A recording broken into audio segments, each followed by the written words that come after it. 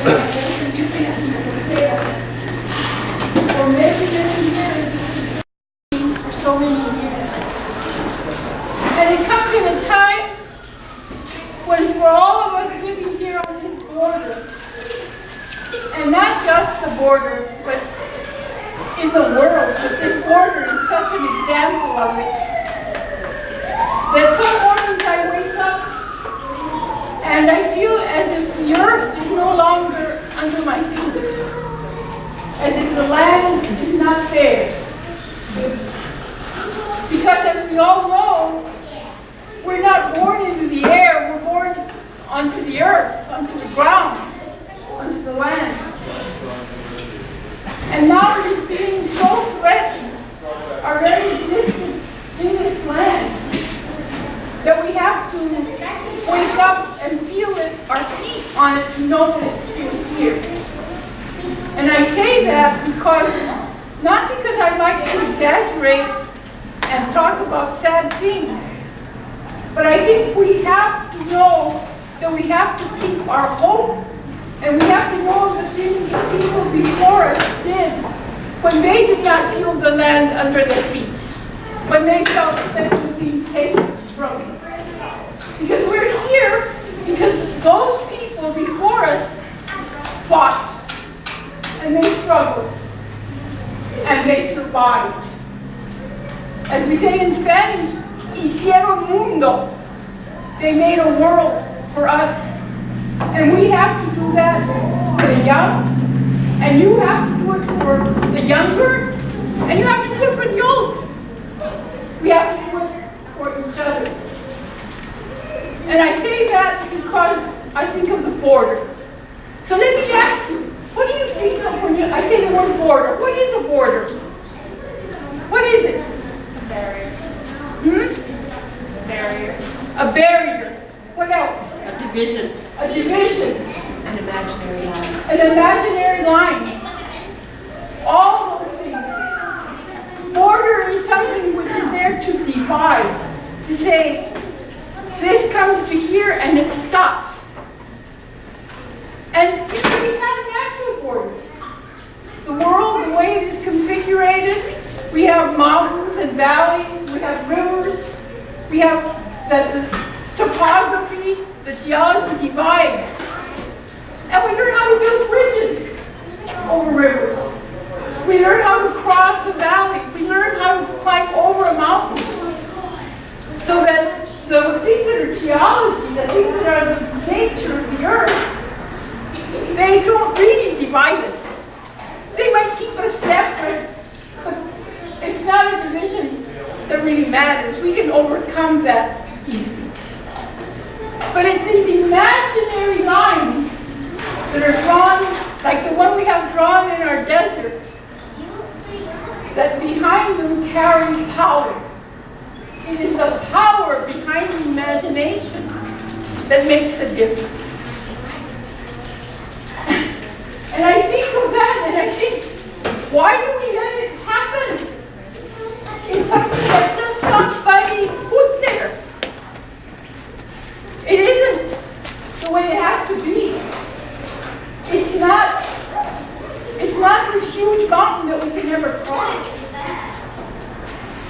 So what is it that's there?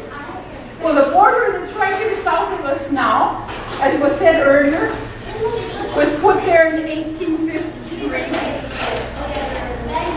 The U.S. invaded Mexico, and Mexico had been invaded by the Spanish. There had been these borders that had been placed already for hundreds of years, since 1521.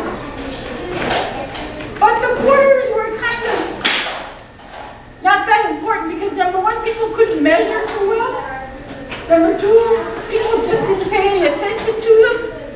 And there wasn't anybody there to really enforce them some of the time. People fought over their lands.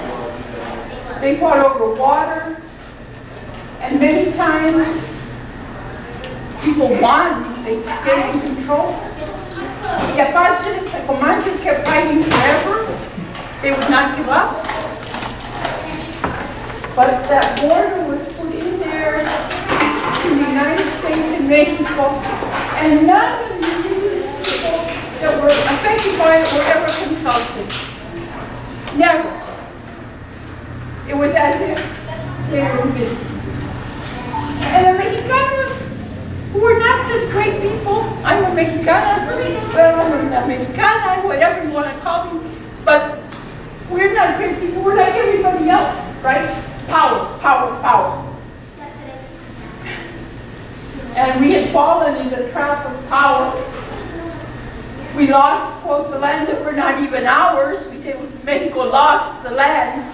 Well, Mexico didn't own that land. It was filled with other nations of people that were living there, but that were considered invisible. But even so, for the people who were, quote, Mexicanos, were left on this side of the border, and we became Americanos of a sort. Not full citizens, but there we were. And it all has to do with power. Who has power over who?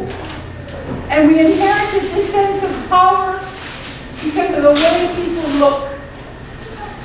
In the United States, in the East, in the South, the divisions were made between white and black, very strongly, between white and indigenous, somewhat. They try to ignore, pretend the indigenous were not there, kill them as fast as you can. Mexicanos are all indigenous and European. But we were told we raised the indigenous, to say the indigenous was powerless and inferior. So that on boundaries, on borders, we impose the beliefs of power. We divide people by the way that we look and try to make us feel as if we are inferior, as if we're not really totally human. And the boundaries reinforce that. Why? Because a border makes a space for the laws of that country to come in. It's what we call sovereignty, what was just being talked about a few minutes ago. A sovereign nation can do whatever it wants within its boundaries, within its borders. And if they want to kill anyone that crosses the border, they say they have a right to. We have created nations for government, but not nations for people. The world doesn't need borders. The world does not need divisions. And so what do we have here? Here in our land, we have a whole history of violence that permeates our lives. We have law enforcement that's supposed to protect our lives. And what happens? Law enforcement kill us. How many young people have been killed on the reservations by Border Patrol? The Border Patrol is there to, quote, protect the borders. I wonder how they protect. How many migrants have died in trying to cross the border? Some killed by Border Patrol. Some of them accosted by so-called vigilantes. So that the border becomes an excuse to dehumanize us.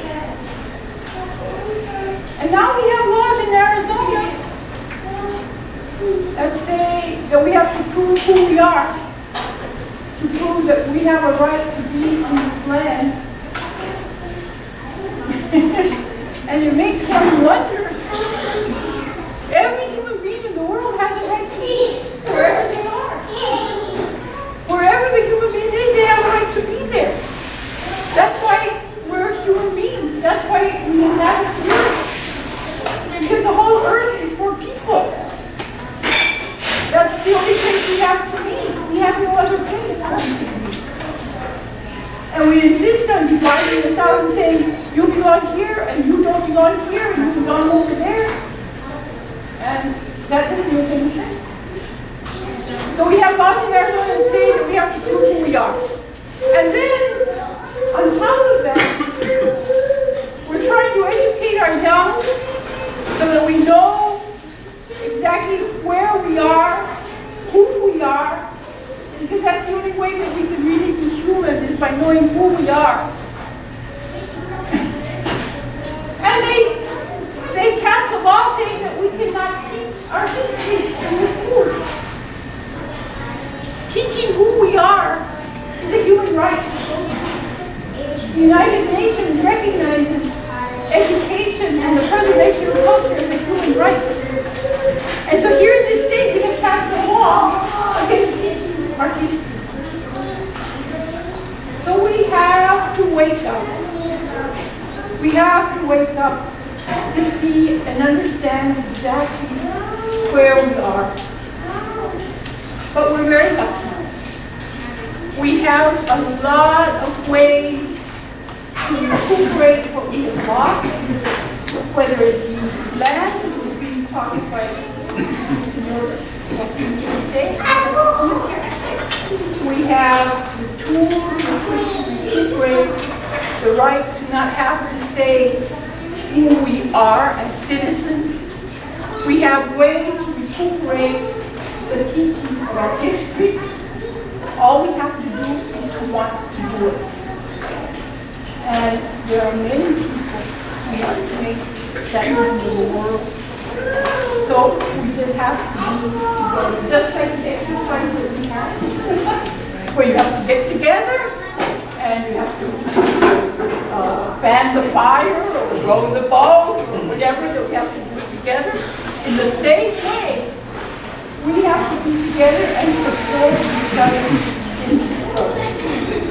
And you have wonderful models. There is Jose, there is Esa Maria, there is our elders here from California, there are people like Roberto and Martin. There are people here who are showing the way in how to do that. And who listen to the voices of the young and want the young to speak up and end this struggle is always. So thank you very much for the invitation.